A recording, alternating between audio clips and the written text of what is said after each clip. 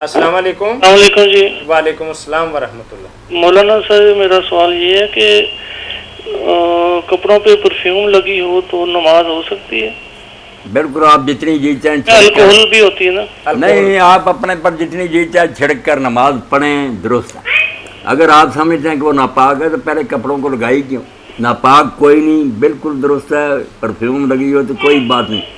جو کہتے ہیں نا اس میں الکوہل شراب ہے، جو جی چاہے ہو، وہ حرام ہے، ناپاک نہیں ہے، کوئی بات نہیں۔ الکوہل بھی لگی ہو تو نہیں، کوئی بات نہیں۔ یہ ساری چیزیں فرما رہے ہیں کہ یہ حرام ہے، پینا ان کا حرام ہے، ناپاک نہیں ہے یار، کہ لگ گئے کپڑے کو پھر کیا ہوگا۔ اور دوسرا سوال یہ ہے کہ زکوٰۃ غیر مسلم کو دی جا سکتی ہے؟ نہیں، زکوٰۃ نہ غیر مسلم امیروں سے لی جاتی ہے، نہ ان کے غریبوں کو دی جاتی ہے۔